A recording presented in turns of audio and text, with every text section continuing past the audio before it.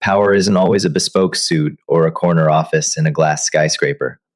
Sometimes, the most dangerous person in the room is the one you refuse to see.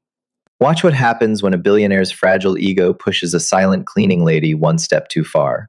The air inside the penthouse suite of Harrington Holdings was practically vibrating with nervous energy. Situated on the 75th floor, overlooking the glittering skyline of Chicago, the boardroom was a monument to corporate excess. Floor-to-ceiling windows offered a sweeping view of Lake Michigan, while the interior was adorned with imported Italian marble and rich mahogany. At the center of it all stood Richard Harrington, a man whose arrogance was as legendary as his ruthless business tactics. Richard adjusted the cuffs of his custom Brioni suit, his eyes darting to the Vacheron Constantin watch wrapped around his wrist. He was 42, inherited his wealth from his father, and possessed the kind of entitlement that only came from never having been told no in his entire life. Today, however, his usual confidence was masked by a thin veneer of cold sweat. Harrington Holdings was on the verge of a catastrophic bankruptcy.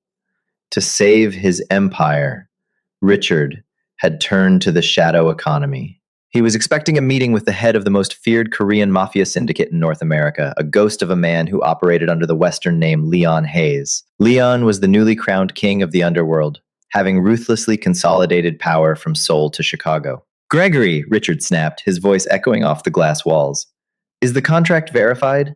If there is a single comma out of place when Hayes arrives, I will personally see to it that you never work in this city again."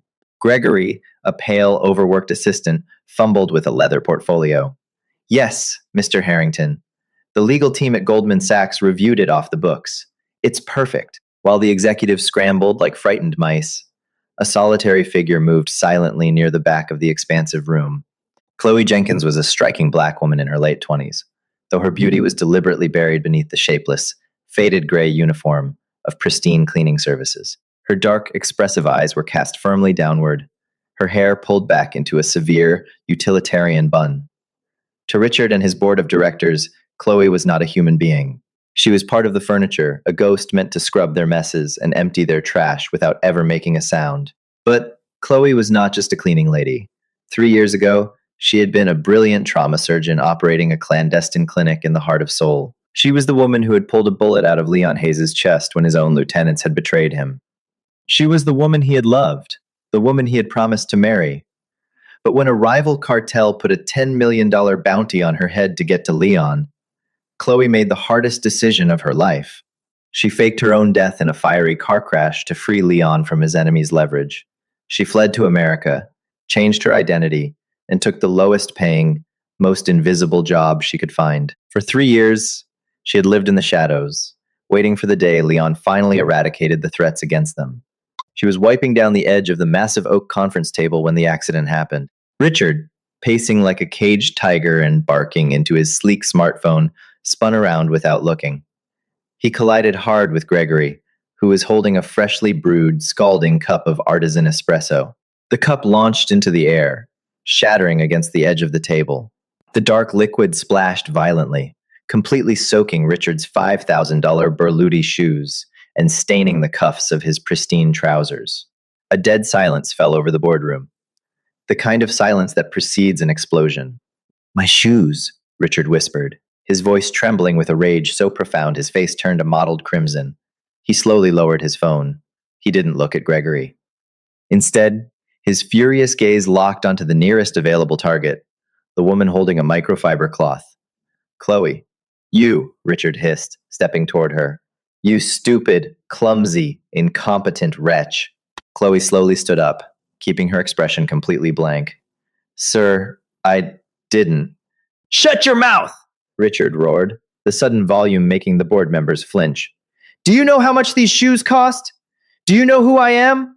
I am Richard Harrington. You are nothing. You are a smudge of dirt on the floor of my building." "Mr. Harrington." It was Gregory who dropped the coffee, one of the braver board members murmured hesitantly. "I don't care," Richard spat, his ego demanding a sacrifice. He pointed a trembling, manicured finger at Chloe. She was in the way. If this walking piece of trash hadn't been lingering around like a stray dog, I wouldn't have bumped into him. This is what happens when you hire off the street. They have no grace, No intelligence, no situational awareness. He stepped closer to Chloe, towering over her, his breath smelling of expensive scotch and mint. Look at you, pathetic. You think you can just wander around my boardroom while I am preparing for the most important meeting of my life? You think your apologies mean anything to me? Chloe's jaw tightened imperceptibly. The muscles in her back coiled. 3 years ago, she had watched men far more dangerous than Richard Harrington beg for their lives. It took every ounce of her willpower to keep her hands relaxed at her sides instead of driving her palm upward into his nose. I apologize for the disruption, Mr. Harrington, Chloe said, her voice smooth, steady, and entirely devoid of the fear he was trying to extract from her. I will clean it up immediately. Her calmness only infuriated him further. He wanted her to cry. He wanted her to cower. Clean it? Richard laughed maliciously.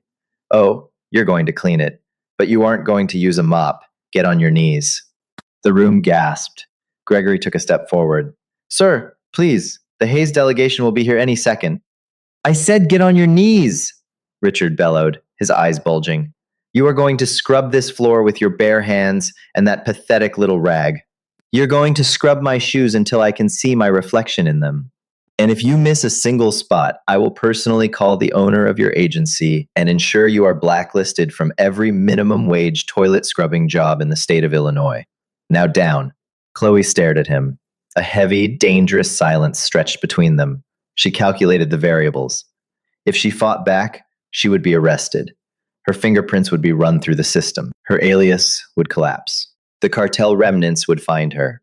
Slowly, deliberately, Chloe lowered herself to the floor. She knelt on the damp, coffee-stained carpet, bowing her head, raising the cloth to the leather of his shoe. Richard sneered in triumph, looking around at his silent, complicit executives. That's exactly where you belong, he muttered, adjusting his tie. Right at my feet. The humiliation was a bitter pill, but Chloe swallowed it with the cold pragmatism of a survivor. As her hands worked over the stained leather of Richard's shoes, she detached her mind from the present. She focused on the rhythmic motion of the cloth, her breathing slow and controlled. She had stitched up gunshot wounds in dimly lit basements, while bullets tore through the walls above her. A bloated billionaire throwing a temper tantrum was nothing but a minor inconvenience. Harder, Richard snapped, tapping his foot impatiently against her knee. You missed a spot near the heel. Good God, you people are utterly useless. Why do I even pay for this service?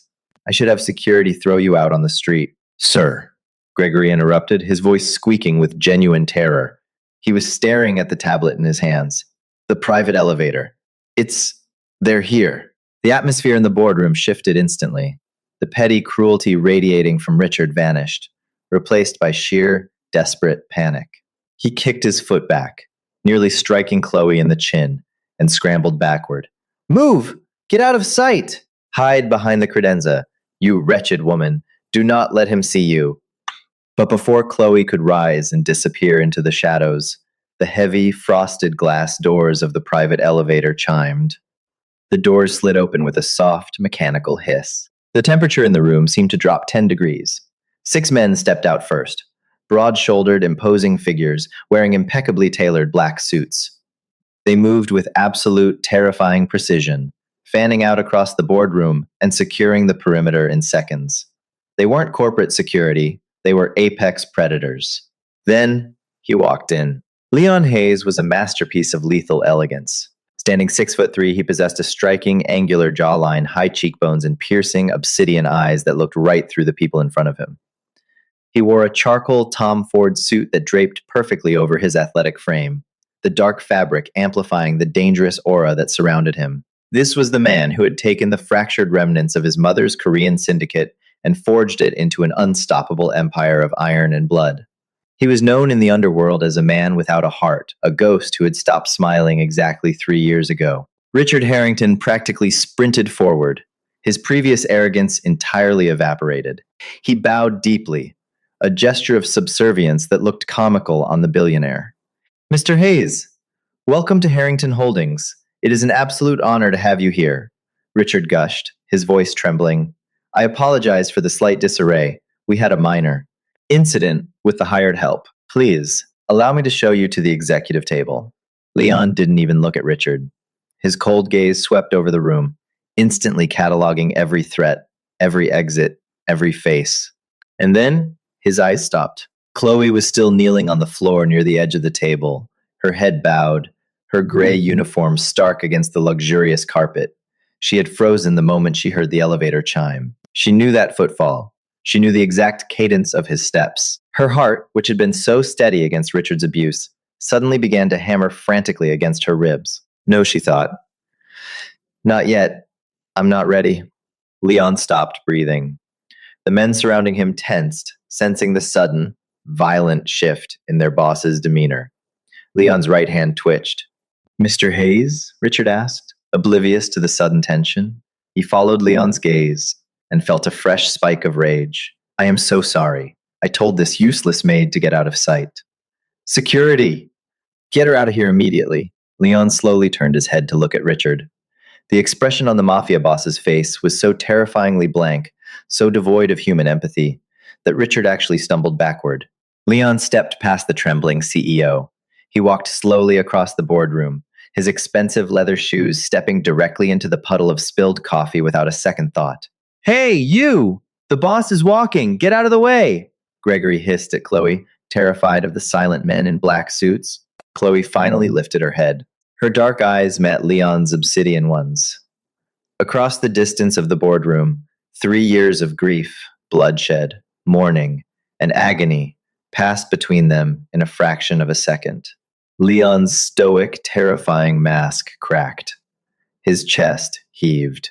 Richard, misinterpreting the silence as offense, rushed forward. Mr. Hayes, I will have her fired. I will ruin her. Please, don't let this trash ruin our deal. Leon moved faster than anyone could comprehend. He didn't yell. He didn't draw a weapon. He simply backhanded Richard Harrington across the face with such devastating force that the billionaire was lifted off his feet, crashing violently into the glass conference table. The heavy glass cracked. Richard crumpled to the floor, blood immediately pouring from his broken nose and shattered lip. The board members screamed, scrambling away. Leon's guards drew their weapons in unison, the sound of ratcheting slides echoing like thunder. But Leon raised a single trembling hand. They froze, lowering their guns instantly. Leon ignored the groaning, bleeding CEO. He took the final 2 steps toward the woman in the faded gray uniform. And then, the ruthless head of the most feared syndicate in the country did the unthinkable. He dropped to his knees. The expensive fabric of his trousers soaked up the spilled coffee. He didn't care. He reached out with hands that had dismantled empires, and gently, reverently, cupped Chloe's face. His thumbs traced the line of her cheekbones, as if making sure she wasn't a hallucination.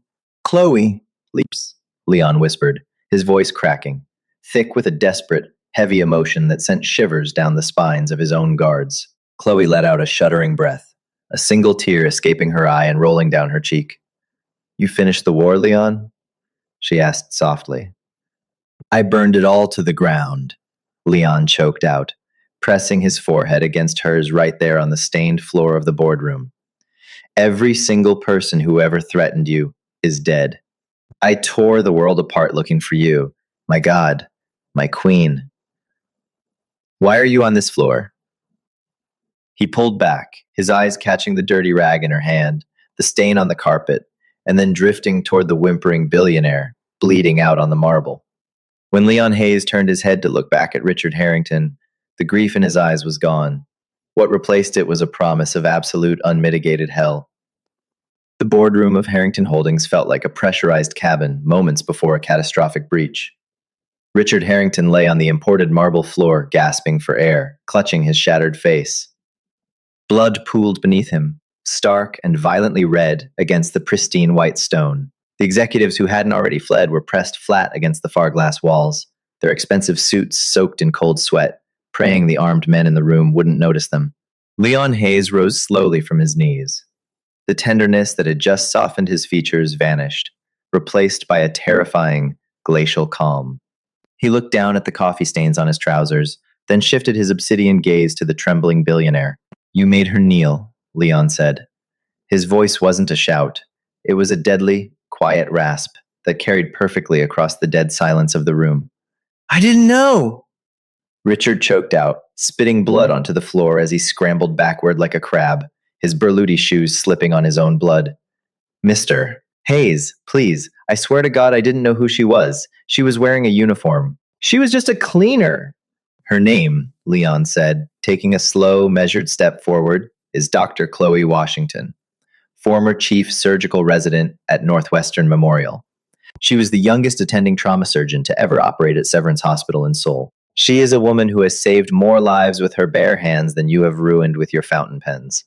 And she is the woman who is going to wear my ring. A collective gasp echoed from the remaining board members. Gregory, the pale assistant, dropped his tablet, his jaw unhinged in absolute shock. Leon's right-hand man, a towering enforcer named Caleb, stepped forward and handed his boss a silk handkerchief. Leon systematically wiped the coffee from his hands, never breaking eye contact with Richard. Mr. Hayes, we have a deal, Richard pleaded, tears streaming down his bruised face, mixing with the blood. His legendary arrogance had completely evaporated, leaving only a pathetic, desperate man. The bankruptcy. The syndicate promised an injection of $300 million. You signed the letter of intent.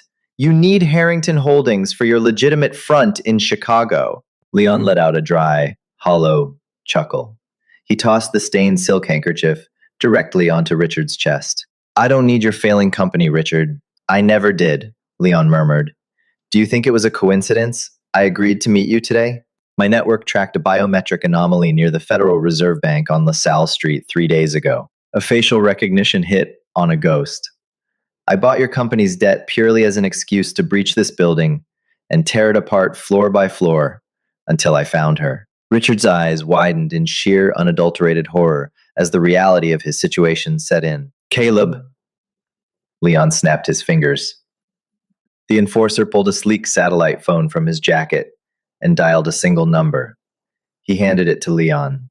Execute the hostile takeover, Leon commanded into the receiver, his eyes locked on Richard. Dump the Harrington stock we acquired last week. Short it to zero. Call in the mezzanine loans from the shell corporations and trigger the morality clause in the board's fiduciary contracts. Liquidate him. No, no, please, Richard screamed, trying to get up. But two of the syndicate guards stepped forward, their sheer presence forcing him back down. That's my father's legacy.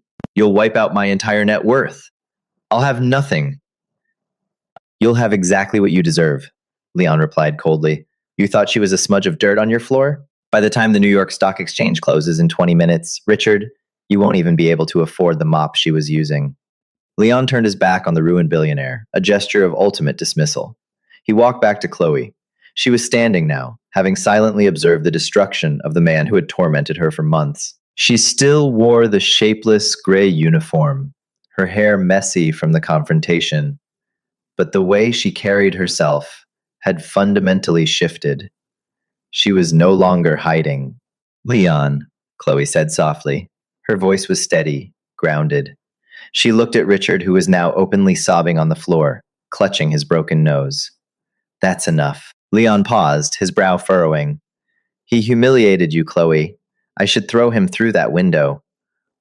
He's a pathetic bully who just lost everything, Chloe replied, her tone clinical and detached. Killing him or physically torturing him won't change what happened, and it won't erase the last 3 years. I'm a doctor, Leon.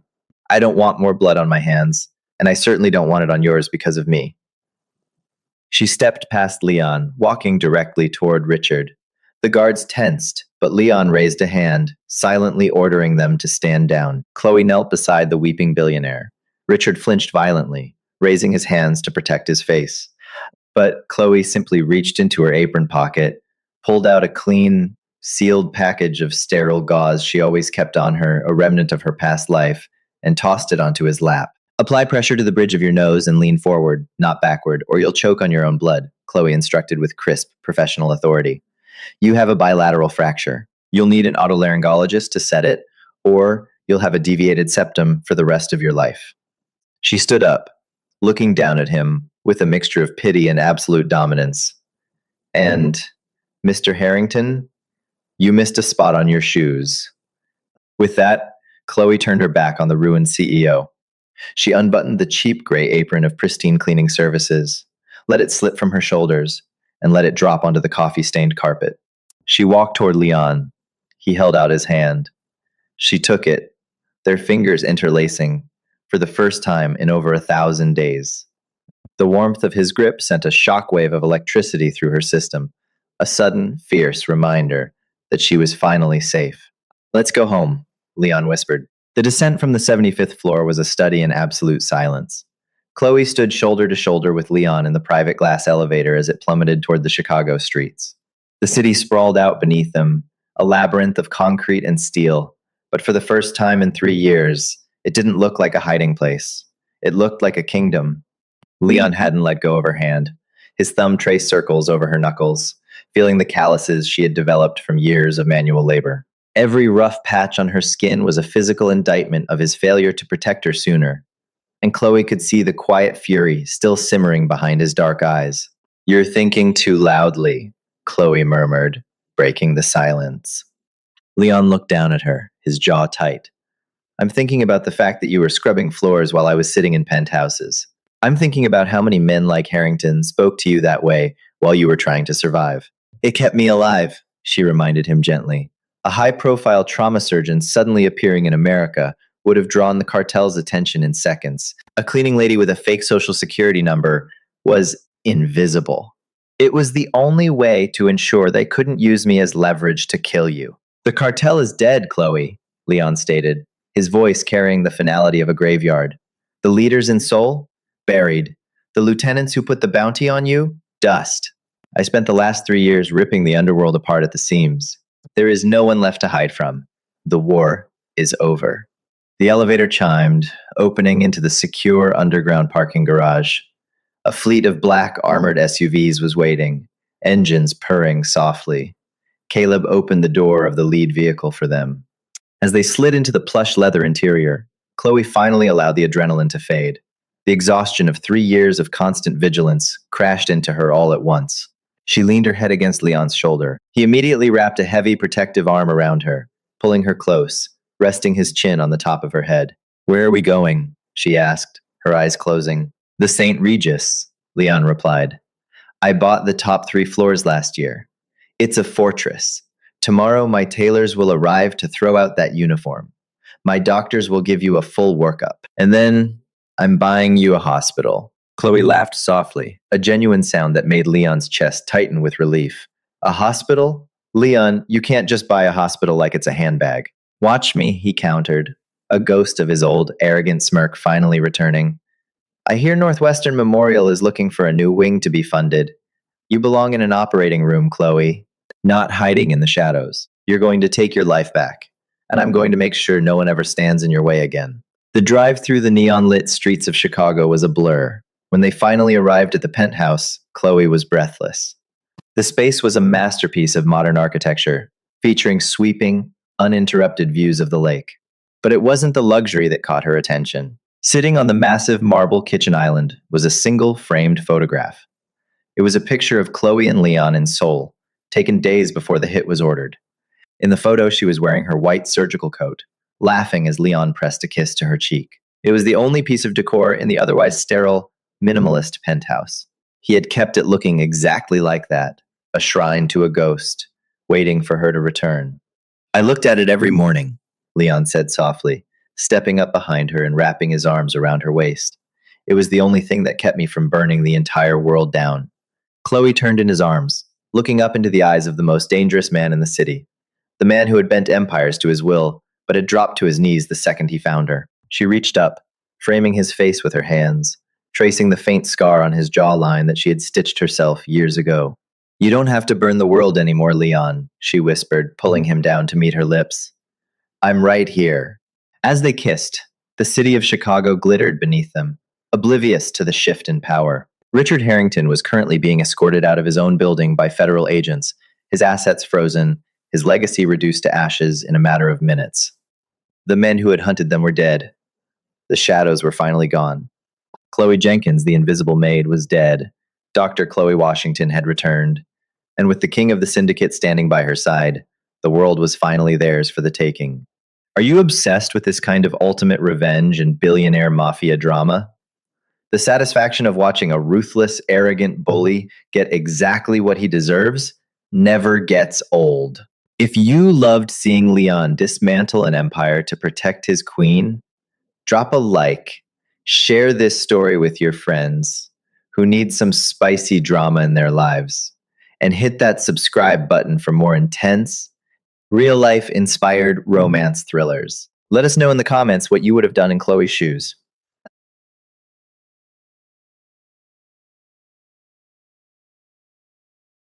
Hi, my name is Trent, the owner and manager of Court Secrets. After watching the video, arrogant CEO humiliates a cleaning lady until the Korean mafia boss walks in and kneels before her. I'd really like to know what you think. How did this story make you feel? What hit me most was how quickly people judge others based on appearance or status.